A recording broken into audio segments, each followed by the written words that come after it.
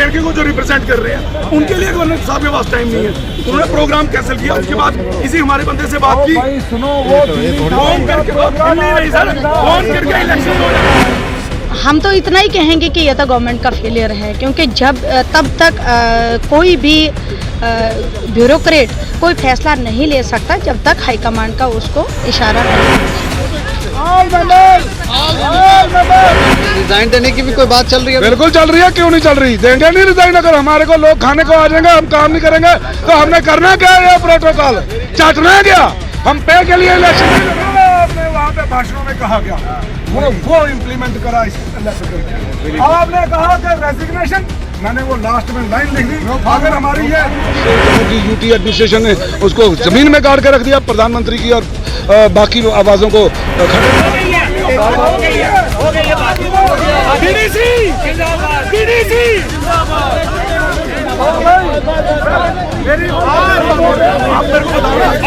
Satisfy करो, आप मेरे को सेटिस्फाई करो। ये बात आपने कैसे फैसला लिया? जो हो रहा है, आपने कभी स्वप्न में सोचा था कि ऐसा होगा? नहीं, मैंने कभी ये नहीं सोचा। देखिए ना, 3 महीने से अब हो गए इलेक्शन, कोई शांति, हंगामा है कहीं? कोई हंगामा, जब भी हंगामा होगा बीजेपी करने को तो लिए, वो चाहते हैं हंगामा हो, वो चाहते हैं मिलिटेंसी हो, वो चाहते हैं दंगे हो, क्योंकि उनका काम ही वहीं से चलता है। डीडीसी कैंडिडेटों के जब चुनाव हो रहे थे तब इनसे वादा किया था सरकार ने कि आपकी शोहरत होगी, आबरू होगी और आपको इतनी पावर होगी कि आप एक एमएलए के बराबर कैंडिडेट होंगे, लेकिन वो होता हुआ दिख नहीं रहा। जो रुतबा, जो सपने इनको दिखाए गए और इन्होंने जो सपने लोगों को दिखाए वो भी कहीं ना कहीं धूमिल होते हुए दिख रहे हैं। तस्वीरें हम आपको यहाँ पर प्रेस क्लब के अंदर से दिखा रहे हैं, एग्जीबिशन ग्राउंड से। यहाँ पर सभी के सभी 280 कैंडिडेट जो हैं, डीडीसी कैंडिडेट, सभी के सभी प्रदर्शन कर रहे हैं। कल से ही ये लोग विरोध प्रदर्शन कर रहे हैं और खुद को ठगा हुआ महसूस कर रहे हैं। डॉक्टर शमशाद शान है हमारे साथ बात करने के लिए, जो चेयरपर्सन है रामबन से। अच्छा मैम, कल से आप लोग प्रदर्शन कर रहे हो और कोई एलजी साहब ने आपको आश्वासन दिया? अभी तक नहीं। देखिए, अभी तक वर्बली यहाँ पे मैसेज आया है कि एलजी साहब 12 तारीख को आ रहे हैं, तो वो जो हमने कमेटी फ्रेम की है पूरे डिस्ट्रिक्ट्स की, पूरे यूटी के जितने भी डिस्ट्रिक्ट हैं, हर डिस्ट्रिक्ट से हमने 2-2 मेंबर्स लिए हैं। जो कमेटी फ्रेम की है वो कमेटी उनसे मिलेगी और आज यहाँ पे यही फैसला हुआ है कि जो हमारा ये प्रोटेस्ट है, ये इस वक्त बाकी जो भी लोग हैं वो घर जा सकते हैं और जो कमेटी है वो यहाँ पे उसको फॉलो करेगी। तो जैसे ही लेफ्टिनेंट गवर्नर साहब आते हैं तो उनसे मुलाकात के बाद ही पता चल सकता है कि क्या हमारी जो डिमांड है उसको पूरा किया जाएगा या नहीं।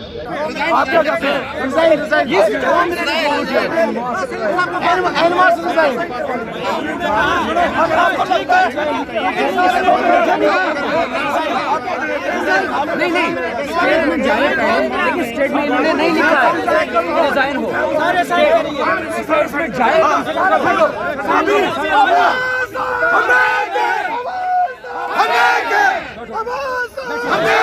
जम्मू कश्मीर एडमिनिस्ट्रेशन जिंदाबाद। की तनकीद ना करें, हम बस अपने प्लेटफॉर्म पे रहे, अपने हुकूक, मेरी बात अपने हुकूक जो है, हमें अपने हुकूक चाहिए। आप ये बातें पॉलिटिसाइज ना करें। मेरी दरखास्त तमाम लीडरान से, तमाम लीडरान से ये है, मुझे इजाजत देना। वो बात कर रहे हैं, मेरी बात सुनिए, सुने दीजिए, चुप हो जाइए, मैंने किसी का नाम नहीं बताई, मेरी बात मुद्दे की है, किसी को आके बोलने का तारीफें नहीं कर रहा। मेरा अर्ज ये है कि आप इस मुहिम को, ये जो हमारा प्रोटेस्ट है, इसको आप हाईजैक ना करें। हमें लोगों ने चुना है, इसको 2-3 बंदों तक महदूद ना रखें। ये 218 मेंबर्स का प्रोटेस्ट है। We are struggling, we are protecting for our rights of the people of Jammu and Kashmir. And my request to the people, my request to our leaders, my request to honorable members is kindly don't politicize this protest। और जो हमने अभी ये जो हमारी demands हैं, मेरी दरखास्त अपने लीडरान से, अपने मेंबर से ये है कि इसका एक टाइम टाइम फ्रेम आप रखें, 5 दिन रखें, 10 दिन रखें। अगर ये नहीं होता है then we will have a mass resignation. 280 के 80 मेंबर रिजाइन करेंगे और दिस शुड बी, आज ही आप इसको इसमें इंट्रोड्यूस करें, इसमें इंट्रोड्यूस करें, ऐड करें, ये आज ही ऐड करें, ऐड करें। फिक्स कैसे बाकी हम सब एक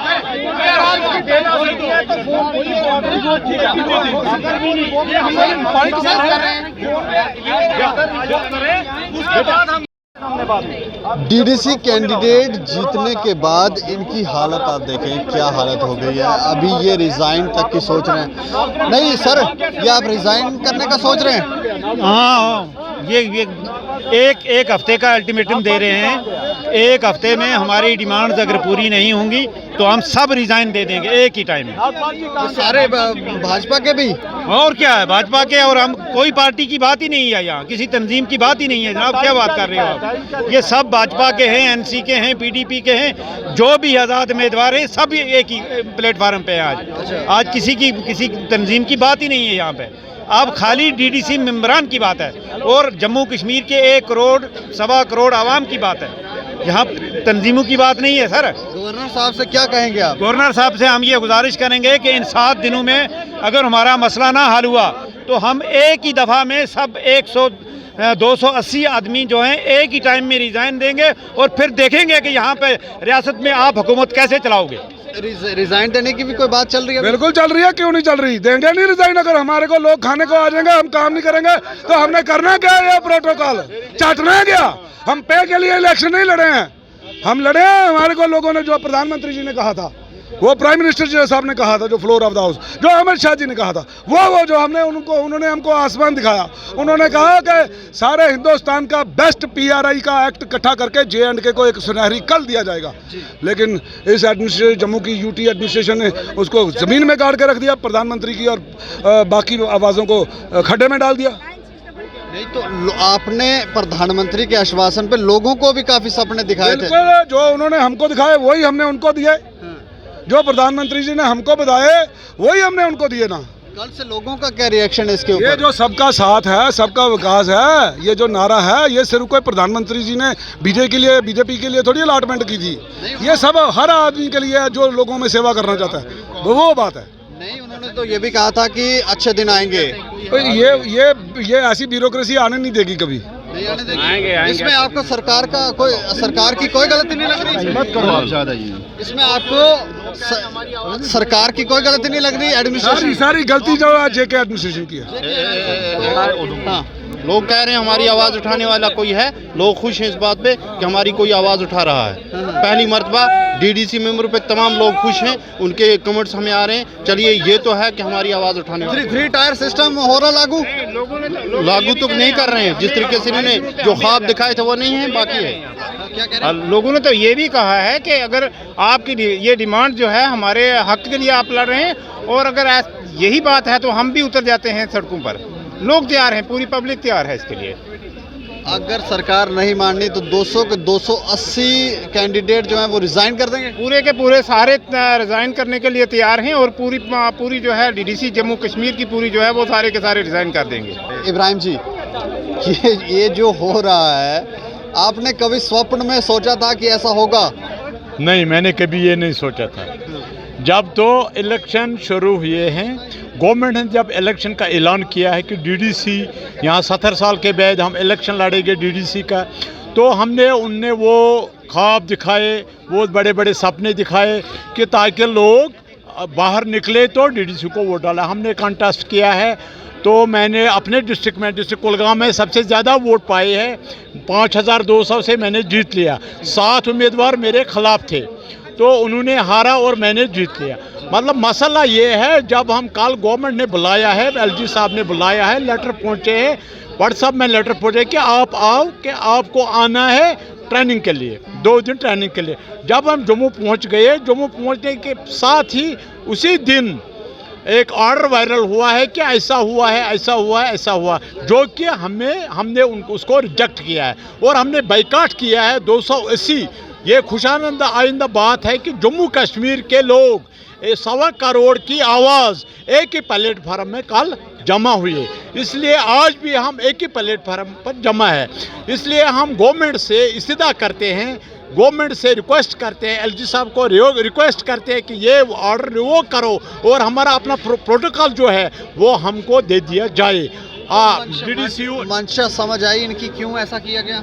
हाँ, कोई मंशा समझ आई? और इस तरह ये तो ब्यूरोक्रेसी का मसला है, ये तो किसी को पूछ के बगैर ही किया है। गवर्नमेंट ने ऐसा ही किया। इसमें चीफ सेक्रेटरी साहब है, इसमें वो कमिश्नर है, क्या मैडम है वो, मतलब वो कुछ मतलब अगर ये सोचे कि एक एमएलए जो है उसमें 4 कॉन्स्टिट्यूंसीज है, अगर वो 150 या 2 लाख रुपए तनख्वाह लेते, उसके हिसाब से नहीं करते तब भी मतलब सैलरी के लिए हम नहीं करते, मगर उन्होंने कुछ सोचे के बगैर ही ऐसा ही अपने ही मन से जो या वो ये सोच रहे हैं कि ब्यूरोक्रेट की ये हमारे ऊपर ना कहीं राज कर रहे हैं, नीचे ही रहे हैं। वो राज कर रहे हैं हमारे, और उनका खुशी जो कि जम्मू कश्मीर का है, उनको ये खुश मतलब उनसे ये खुश नहीं है। हाँ बिल्कुल। आप भी डीडीसी कैंडिडेट हैं? नहीं सर, मैं कैंडिडेट नहीं हूँ, बल्कि मैं वोटर हूँ। अच्छा, आप वोटर हो। ये जो हो रहा है ये आपको ठीक लग रहा है? देखो जी, ठीक तो नहीं लग रहा। हमारे डिस्ट्रिक्ट से नाग साहब जीते हैं। अच्छा, सरवर नाग साहब जीते हैं और वहाँ के बड़े अच्छे और बहुत काबिल लोग इस बार चुने हैं। इसराइल साहब हमारे हैं, ये कम से कम मुझे लगता है एजुकेशन डिपार्टमेंट में थे, ये आज सीओ रैंक में होते, मगर लोगों को लगा कि ये हमारी नुमाइंदगी करेंगे, लोगों ने आगे निकाल लिए। इसी तरह से साबिक वज़ीर हैं हमारे अब्दुल गनी मलिक साहब, उनको आगे निकाला है। और जो इनको बताया गया था, जैसे इन्होंने ऊपर से हाईकमान से इन्होंने हुक्म आया था कि हम आपको ये कुछ दे रहे हैं, और वैसे ही हमारे साथ वादे किए हैं, बल्कि एक जगह नहीं, हर जगह पूरे J&K स्टेट में इन्होंने वादे किए हैं वोटर हजरात से। आज तो बहुत लग रहा था कि वोटर हजरात इसलिए आज बहुत खुश था कि ये कुछ हमारे लिए लाएंगे। आज मुझे लगता है यंग यूथ भी खुश था, आज वो BPL आदमी जो है वो भी खुश था, आज वो दुकान वाला मुझे लगता है जिसको वो जो पहले तेल हमें मिलता था 50 या 60 रुपये, उम्मीद थी कि ये लोग आगे निकाले हैं। अब यूटी का मामला बना है, शायद मुझे लगता है कि कुछ न कुछ यहाँ पे अब कुछ देखने को मिलेगा।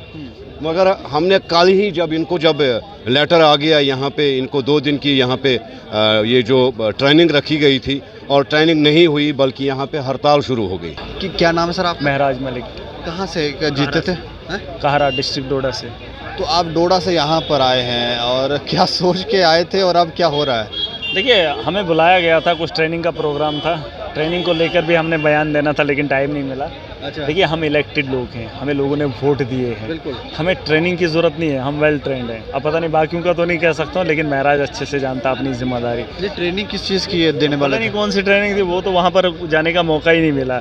अब कहीं रातों रात इन्होंने ऑर्डर निकाल दिया, हाँ जी प्रोटोकॉल, कुछ नहीं दिखा रहे हैं, चपरासी वाली तनख्वाह भी नहीं दे रहे हैं, मजाक बना के रखा है। तो कहीं ना कहीं ये लोगों के साथ विश्वासघात हुआ है। हम इसकी कड़े लफ्ज़ों में मजम्मत करते हैं। मैं महराज मलिक आम आदमी पार्टी से हूँ, अकेला यहाँ से डीडीसी हूँ जम्मू कश्मीर से।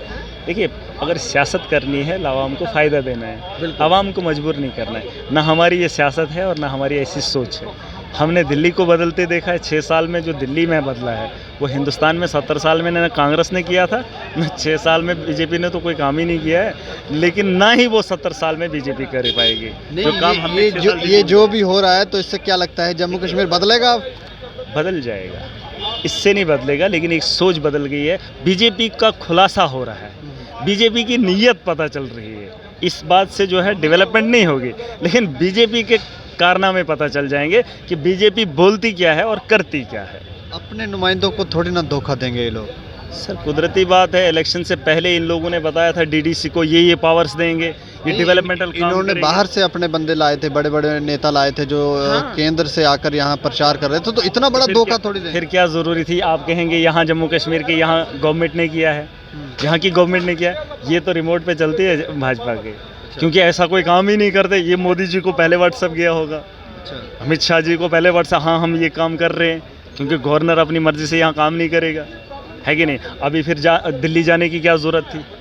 अगर ये काम करना था, सलाह तो पूछ लेनी थी, भाई इनको ऑनरेरियम दे रहे हैं, इनको प्रोटोकॉल दे रहे हैं, कैसा दें, इनको मंत्री वाला दें, एमएलए वाला दें या डीसी वाला दें, कोई ना कोई पूछना था कि हमें सीधा 15,000 में है क्या।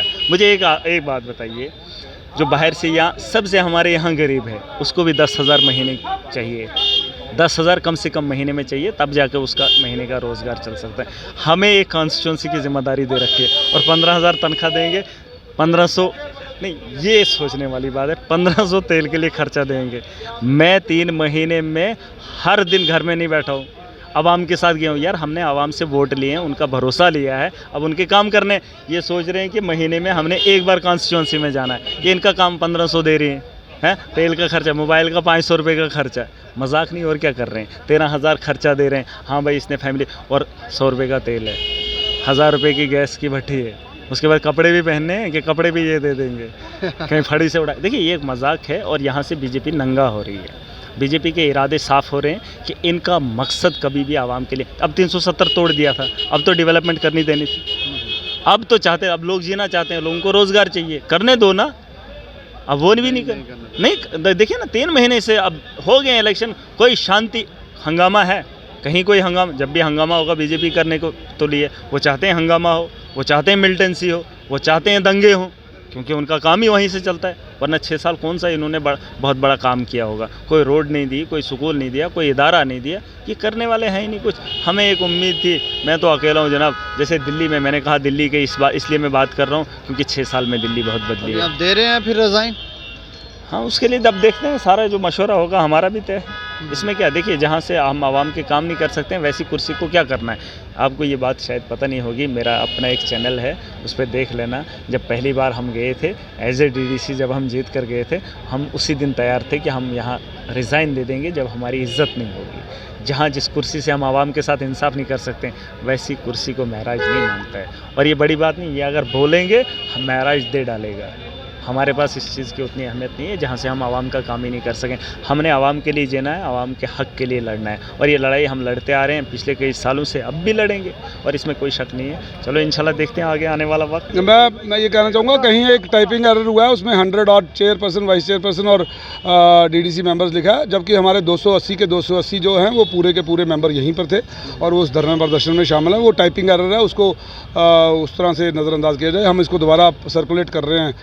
ये है, ये हमारा जो था वो एक टाइपिंग एरर हुआ था। ये 280 मेंबर हैं, वो पूरे के पूरे यहाँ थे। 280 के 280, हाँ, वो जो हमारा ओरिजिनल सबमिट होगा गवर्नर साहब को, उसमें पूरा 280 का 80 है। तो खोदा पहाड़ और निकला चूहा, और अंत में ये लोग अब डिसाइड यहाँ तक करने लगे हैं कि हम रिज़ाइन करेंगे, 7 दिन का समय देंगे, और 7 दिन के अगर फैसला नहीं लेते हैं, इनको पावरें नहीं देते हैं, तो ये सभी के सभी ये रिज़ाइन कर देंगे। ये देखें 280 कैंडिडेट हैं डीडीसी के जीतकर, जो सपने इन्होंने लोगों को दिखाए थे, जो सरकार ने इनको दिखाए गए, सब के सब धूमिल हो गए। ये कहीं ना कहीं चाहते हैं कि अपने सब जो सपने इन्होंने लोगों को दिखाए उनको पूरा करें, लेकिन करें कैसे? जो सपने इन्होंने लोगों को दिखाए वो कैसे पूरा करें, क्योंकि सरकार ने इनको जो सपने दिखाए वो तोड़ दिए। तो अभी ये सरकार क्यों इस तरह के फैसले ले रहे हैं, और गवर्नर साहब ने कहा है कि इनसे 12 तारीख को वो मीटिंग करेंगे, बैठकर चर्चा करेंगे, बात करेंगे, उसके बाद फैसला लिया जाएगा कि क्या है। लेकिन ये रिज़ाइन करने पर यहाँ पर कामिल हो गए हैं, और इतनी खस्ता हालत डीडीसी कैंडिडेटों की देखकर हम भी खुद हैरान परेशान हैं कि ये देखें आप किस तरह से यहाँ पर प्रदर्शन करें। जीतने के बाद अगर इन लोगों की ये हालत है तो फिर आप सोचें कि उन लोगों की क्या हालत होगी जो जीते ही नहीं। तो ठगा हुआ महसूस कर रहे हैं। बाकी अब इस पे सरकार क्या फैसला लेती है वो देखने वाली बात होगी, लेकिन आप अपनी प्रतिक्रिया दे सकते हैं और देखते रहें दैनिक स्टेट समाचार। मुझे और मेरे सहयोगी अरुण डोगरा को दें इजाज़त। नमस्कार।